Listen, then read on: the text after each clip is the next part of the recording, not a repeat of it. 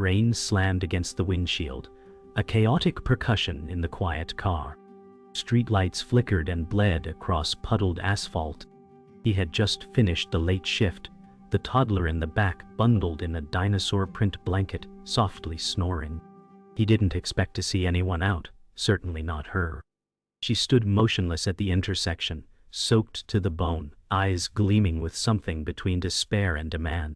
No umbrella, no purse, just that soaked trench coat and defiant stare. He slowed, unsure if she was real. Then she stepped forward. Her voice cracked through the glass. "Take me home or I will cry." It wasn't a plea.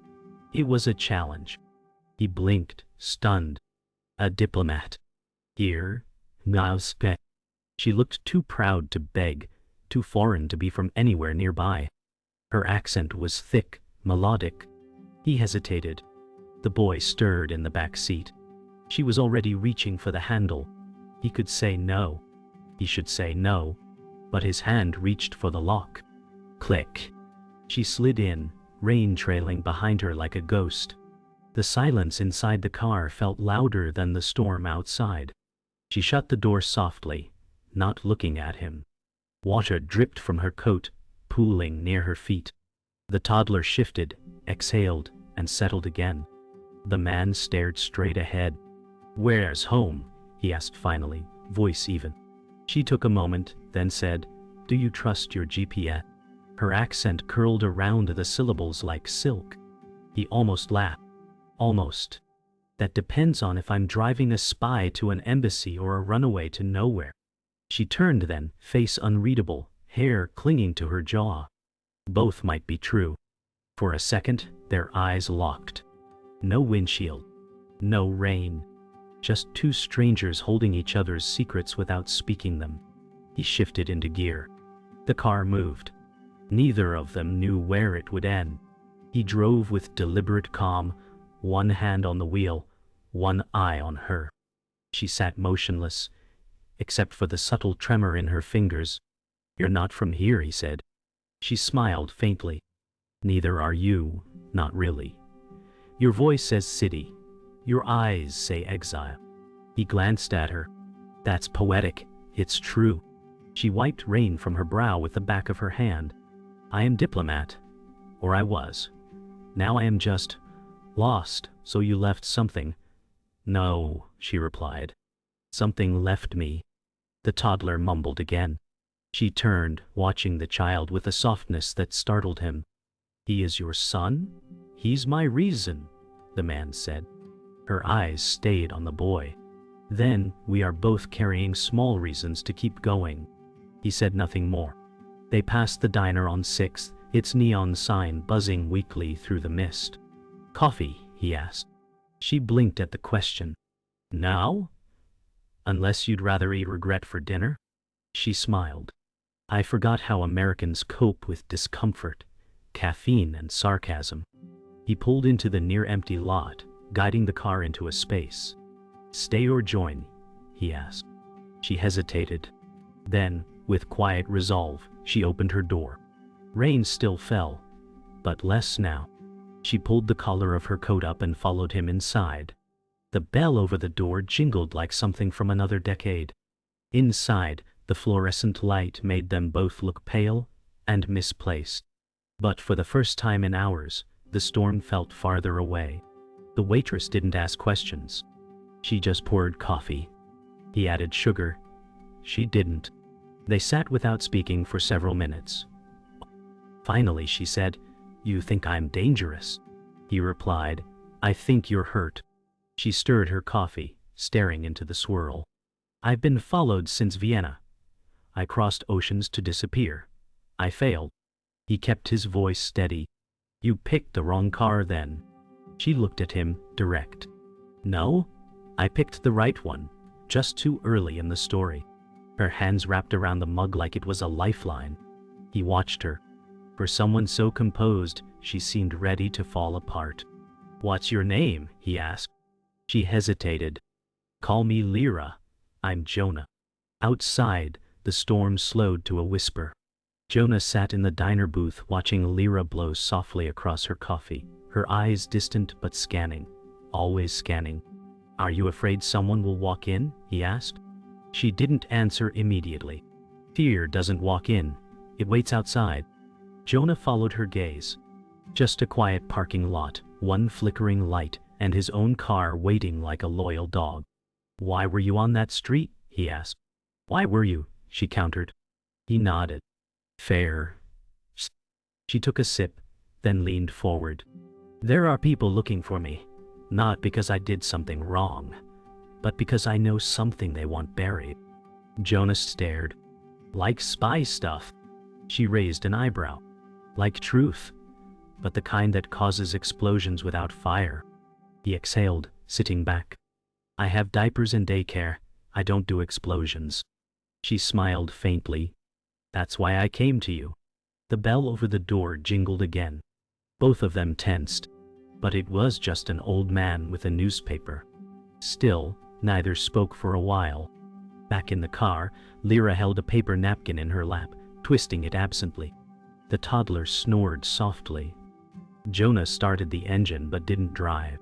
"You trust me too fast," he said. "I don't trust you," she replied. "I trusted that moment." "What moment?" "The one where you didn't ask who I was. You asked where I needed to go." Jonah processed that in silence.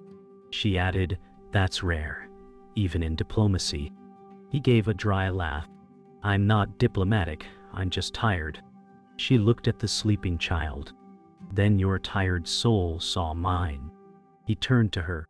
"You're not making this easy." She gave him a tired smirk. "If it was easy, I wouldn't be here." Rain began again, soft and steady. He tapped the wheel. "You got a place to go?" She hesitated. "An address. Not a home, but it's safe, I think." Jonah nodded. "Then let's try to find it before dawn breaks something." The car eased into motion. The city slipped past in shadows and neon. They passed shuttered shops, glowing gas stations, and blinking traffic lights like quiet warnings.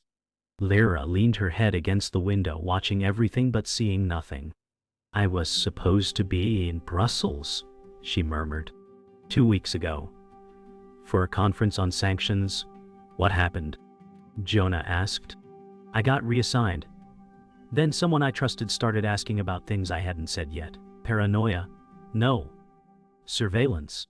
Jonah shook his head. "Why do you sound so calm?" "Because if I panic, I'll lose control, and I don't think I'd get it back." Her voice wasn't shaking, but her hands were. Jonah noticed.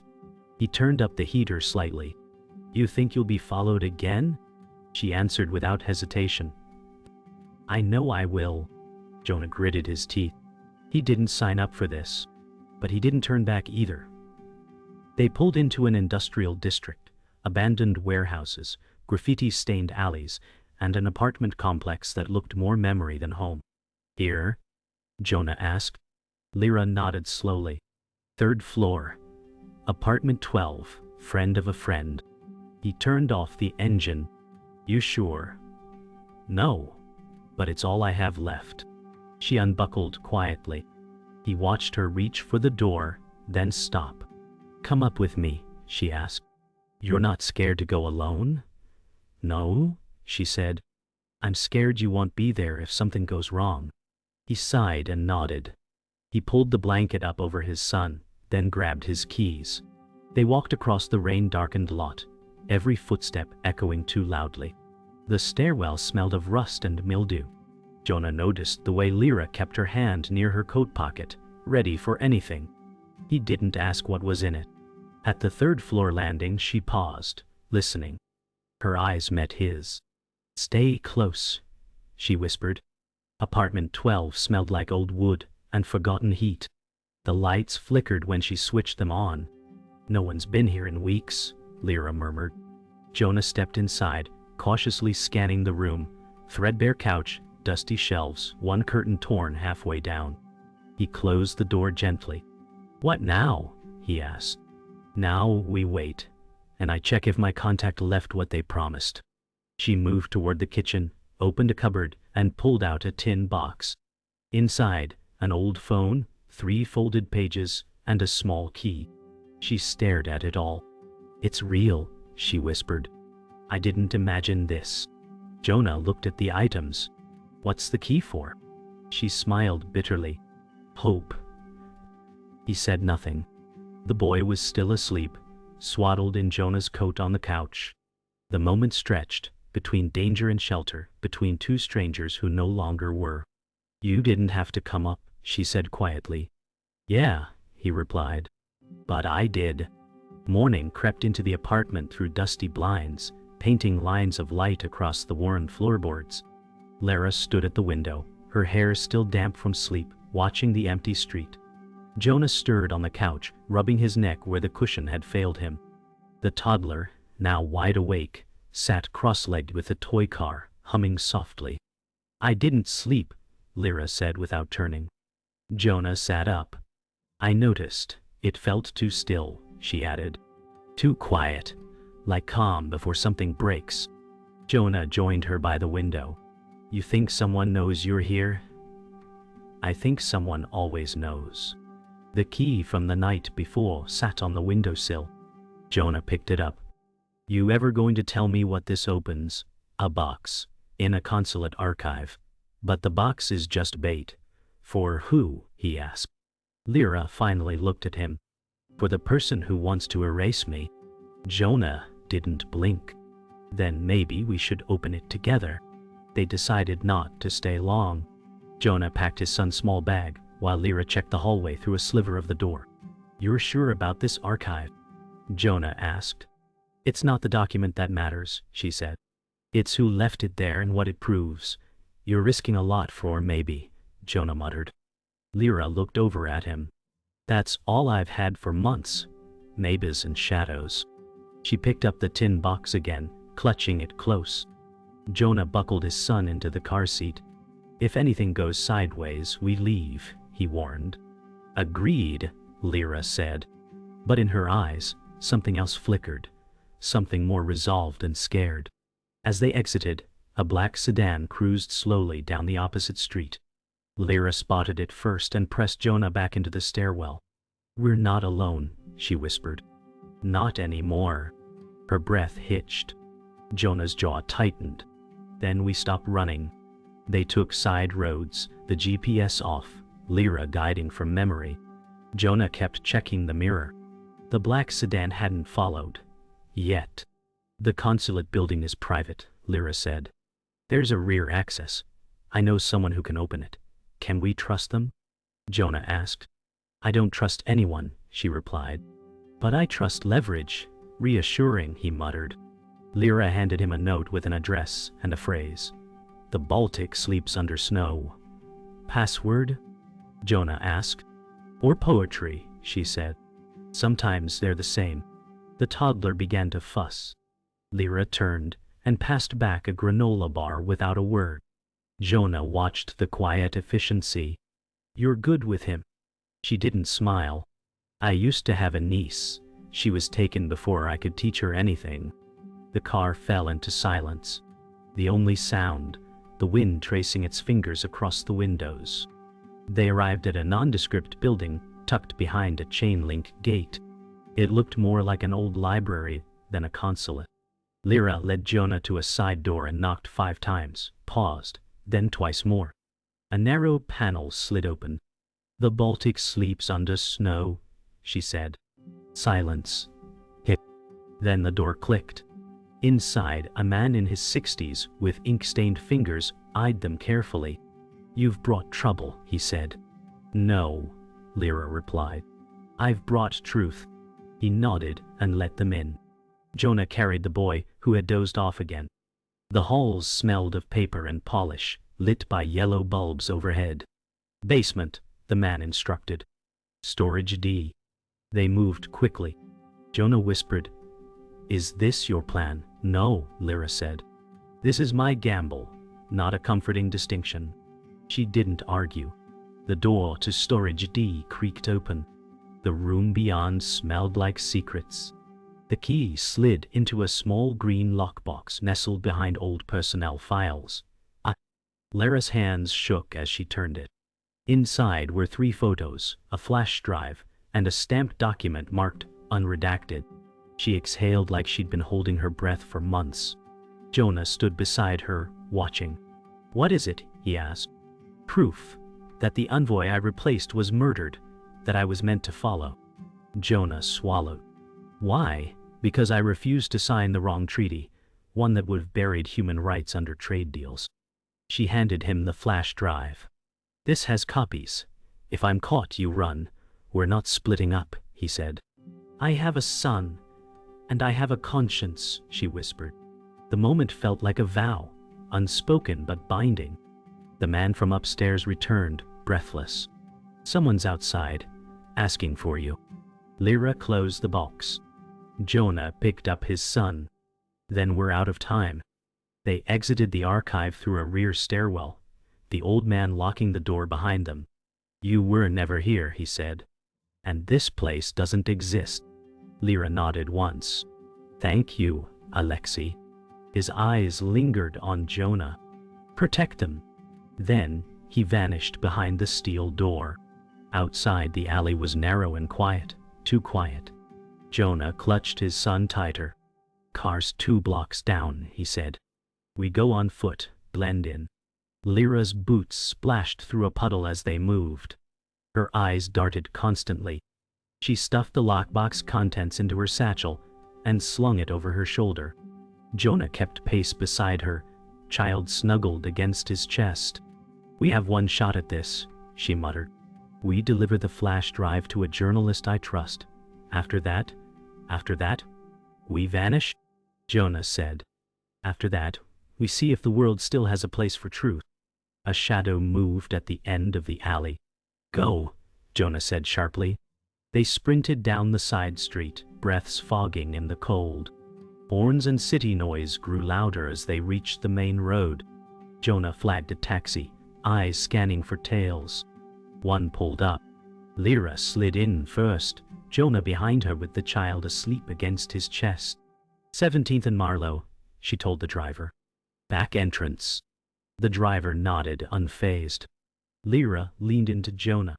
"There's a media drop spot, encrypted underground press. They'll protect it." "What about us?" he asked. She didn't answer. Her hand rested over the satchel like it held her pulse. They weaved through traffic. Jonah caught a glimpse of the black sedan again, 2 cars behind. He didn't speak, just tightened his arm around his son. Lyra glanced over. "They're here." Jonah nodded once. "Then we don't stop," she said. Her voice didn't shake. The city pulsed around them, indifferent and alive. They exited on Marlowe and slipped through the loading zone of a bookstore. Lyra knocked 3 times on the basement door. A woman opened it, late 40s, sharp eyes behind glasses. "Lyra," she said, voice tight. "I hoped I'd never see you again." "Likewise," Lyra replied. "But this matters." She held out the flash drive. The woman took it, examined it under the low light. "You realize what happens if this is real?" "I'm counting on it," Lyra said. Jonah shifted behind her, watching every corner. "He's safe?" the woman asked, nodding at the boy. "For now," Jonah said. "But we won't be if we linger." The woman motioned them in. "You've got 2 minutes. Then ghosts will come looking." Lyra stepped into the shadows. Jonah hesitated, then followed. The basement was filled with cables, computers, and blinking routers. A war fought with quiet code and louder consequences. The woman scanned the files quickly. Her face drained of color. "It's all here. Names, orders, death certificates forged to match foreign embassies. This is treason. It's truth," Lyra said. "Now it's yours." The woman nodded solemnly. "It goes out at midnight." "We won't make it till midnight," Jonas said. "They saw us. They're close. There's a safe house," the woman said. "Back exit, 2 alleys down, blue door, code is 2401. Lyra nodded. "I remember." Jonah turned to her. "You've used it before?" "I've used many doors," she replied. "Most don't open twice." The woman looked at the child. That boy is more than cargo now. He always was, Jonah said. The moment held 3 fugitives in a war of information. Then sirens sounded blocks away. Not close, but close enough. They ran. The basement swallowed their footprints as the trapdoor closed behind them. They burst into the alley behind the bookstore, moonlight slanting through a cracked fence. Lyra led, her steps unerring. Jonah followed close, carrying his son, who blinked away. "Are we running again?" he mumbled sleepily. Jonah kissed his forehead. "Just moving fast." The blue door loomed ahead, barely noticeable except for a single brass number.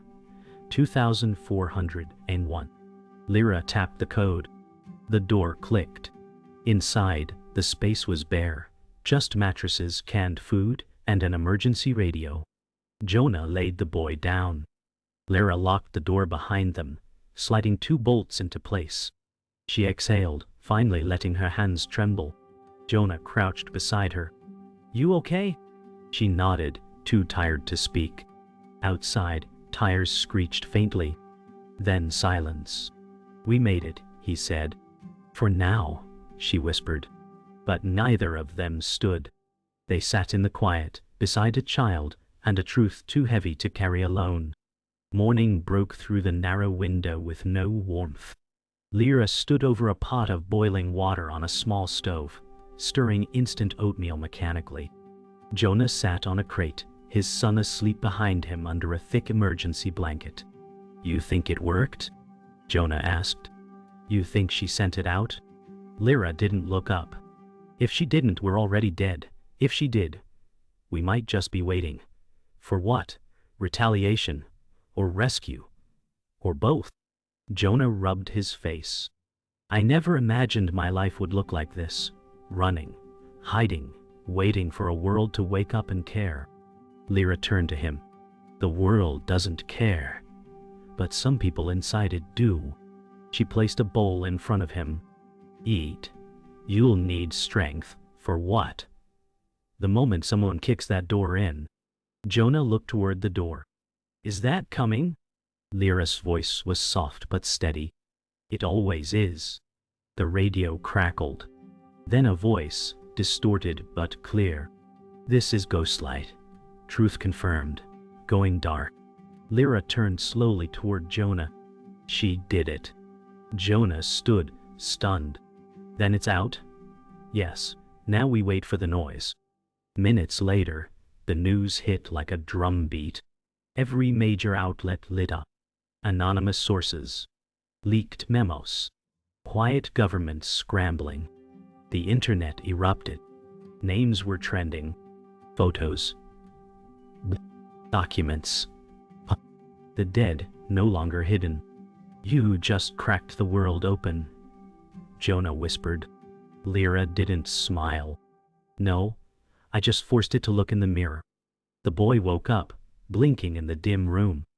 "Daddy, are we going home today?" Jonah looked at him, then Lyra. "Are we?" She didn't answer. Her eyes were on the locked door, listening for what would come through it. Jonah knelt and pulled his son close. "Not yet, buddy, but soon, I hope." By midday the streets had changed. Protests had begun in foreign capitals.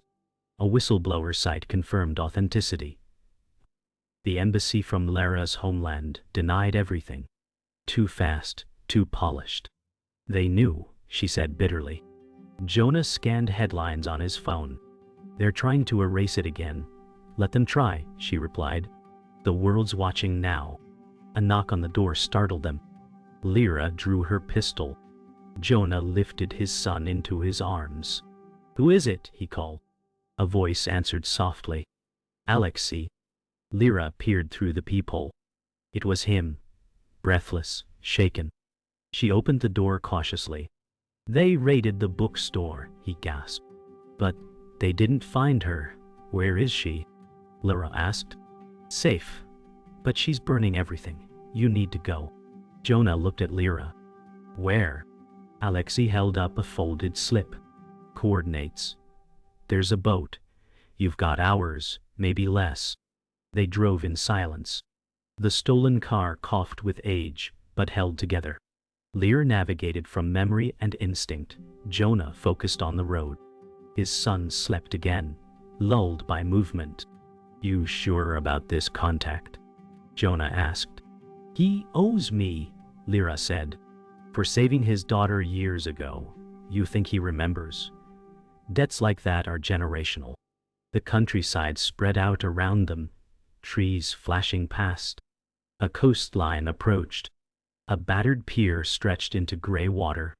One fishing boat rocked gently at the end. "That's it," Lyra whispered. "He'll be below deck. What if he's not?" Jonah asked. "Then we improvise." They parked beneath the cliffs. Wind picked up. Lyra helped Jonah sling the bag over one shoulder while he carried his son. They moved fast. At the boat's edge, an old man stepped out of the shadows. "I was told you'd come." He didn't smile. "Get below." Below deck, the cabin smelled of salt and old diesel. The boat rocked gently, the only rhythm left in their world. The old man secured the hatch. "We leave in 10. Jonah laid his son on a bench and covered him with a blanket. Lyra handed over the satchel. "Keep this locked. Deliver it to the name inside once you cross." The man nodded. "You're not coming." "No," she said. "My face is known. Yours isn't." Jonah stood. "That's not the plan. It's the only plan," she replied. "You and your son. You're still invisible. Stay that way." Jonah's fists clenched. "I didn't bring you this far to watch you vanish." "Then don't watch," she said softly. She touched the boy's cheek. "I'll grow up safe. That's more than I can promise myself." Footsteps echoed above. The boat engine roared. "Go," she said, "before goodbye hurts too much." The boat pulled away just before sunrise, engine rumbling into the fog-draped waters. Lyra stood on the pier, motionless, coat flapping in the ocean wind. She didn't wave. She didn't cry. Jonah stood on deck, gripping the rail as the shoreline began to fade. His son slept below, unaware that his world had changed again. The old man piloting the boat never spoke. Salt stung Jonah's throat. He looked back one last time. Lyra was a silhouette against the pale sky, growing smaller. He wanted to scream for her to run, to come with them. But she didn't move. He watched until she was swallowed by mist, then turned, retreating below deck. In the quiet of the cabin, beside the slow breath of his child, he whispered, "She saved us." But deep down he knew. He had also left part of himself behind. Lyra moved quickly. She changed her coat, pulled her hair into a tight bun, and walked straight into the city. Protesters filled the square, chanting, holding signs, faces alight with anger and hope. News vans lined the street. Above them, government buildings loomed, silent and unmoved. Lyra weaved through the chaos like a ghost. Her satchel now empty, she had nothing but a disposable phone and one name left to contact. "Stay in the light," Jonah had said before boarding. She didn't feel like light. She felt like a fuse, already burning. The crowd surged. Cameras clicked. A chant rose in her native language. No more silence, no more lies. She slipped behind a statue, breathing heavily. Then, a hand on her shoulder. She spun. A woman, young, fierce-eyed, holding credentials. "You're Lyra?" Lyra didn't answer. The woman nodded. "Good. They're waiting." The woman led her down a side street into an unmarked building with shuttered windows. Inside, a group of activists hunched over laptops and maps, eyes darting up as Lyra entered. "You made the world shake," one of them said. "Now we need to keep it from settling back into place." "No?" Lyra nodded. "What's the plan? Distribution, coordination, security." The room buzzed with organized chaos. Someone passed her a burner phone. "You're a target now." "I've always been," she said. "Now, it's just official." She was handed a headset. "You speak 6 languages. We're mapping international responses. We need someone who can mediate without drawing fire. Lyra put it on. Then let's begin. As she took her seat at the table, the past few days caught up with her. Not as weight, but as ignition. She wasn't running anymore. She was in the fire now, and lighting her own. Far across the sea, Jonah stepped off the boat with his son in his arms. The harbor town was sleepy, washed in gold from the rising sun. Customs was arranged, quiet hands, no records. The man from the boat nodded once, then disappeared without a word. Jonah found a small inn by the docks. The room smelled of cedar and salt. He laid his son down and watched him sleep for a long time. He felt adrift, saved but uncertain. Lyra had carried the fire, and he the shield. Now he wondered what to do with peace. He turned on the TV. The footage was everywhere. Lyra's face blurred in the crowd, her voice dubbed over the leaked recordings. She had become the story. And somehow, the world was listening. He whispered, "She did it." But it didn't sound like a celebration. It sounded like grief laced with gratitude. Night settled over the harbor. Jonah stood outside the inn, phone in hand, thumb hovering over Lyra's last message. No promises. Just fight. Just stay alive. He typed, "We're safe. He's smiling in his sleep. You'd like that." Then paused. Deleted it. The message wasn't for sending. It was for surviving. Behind him, laughter from fishermen echoed in the alley. Ahead, the sea reflected stars without judgment. Jonah breathed in the salt air. He could disappear now. Start again. No one knew his name. But he couldn't erase her voice, her strength, her sacrifice. He pocketed the phone. Walked back inside. Sat beside his son. He pulled out a map and circled 3 cities. "We'll move soon," he whispered. But not to hide. To live. The boy turned in his sleep and smiled. And in that flicker, Jonah found a reason to hope again. Weeks passed. Lara became a ghost in the machine. Her voice leaked into press conferences, her image encrypted in protest art. She never stayed long. Each city was a whisper, each ally a flicker. But everywhere she went, walls cracked. At a safe house in Lisbon, she received word. A whistleblower she once mentored had gone public. A senator in her home country resigned. The treaty was suspended. She sat at a rooftop cafe, drinking black tea.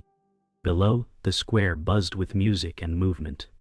"You made them listen," said the woman who joined her. Lyra didn't smile. "For now? Isn't that enough?" Lara shook her head. Justice delayed is strategy. But truth must be relentless." She pulled a notebook from her coat.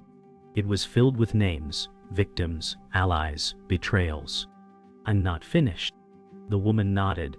"Then we keep going." And they did. Jonah opened a small bakery in the harbor town. It wasn't much, but it smelled like safety, warm bread and roasted beans. Locals came quietly. Some asked no questions. Others brought stories. His son, now talking more each day, helped arrange chairs and occasionally dipped fingers in the jam jar.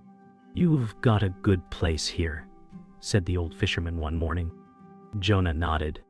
"It's honest, and that girl who left with the waves." Jonah paused, then smiled faintly. "She gave me the courage to build something." A photo sat by the register, blurry and unofficial, Lyra standing in a crowd with her face barely visible. "My son's guardian angel," Jonah called her.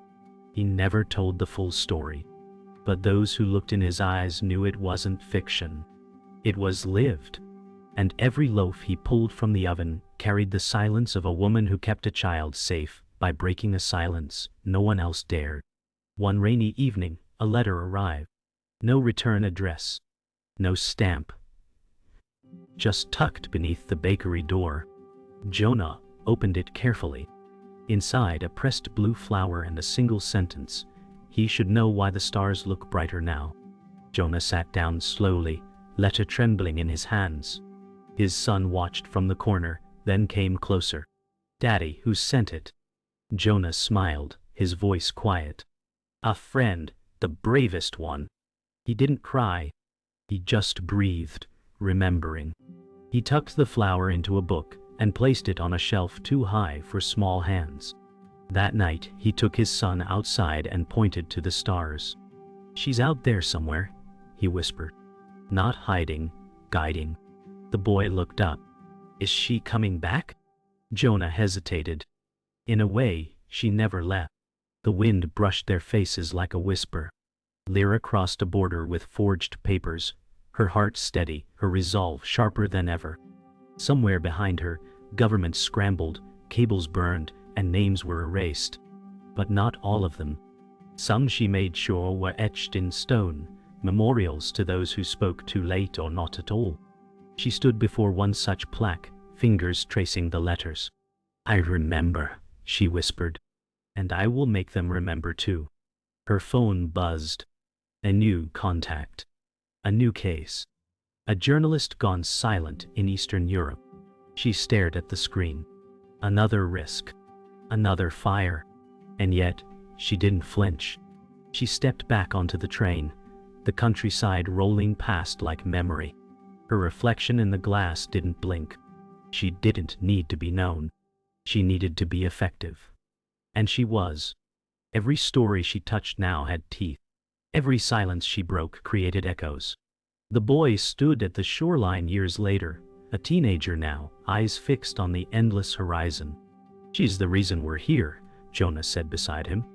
The boy nodded. "I read her name. All over. You'll read more in time." Did she ever stop?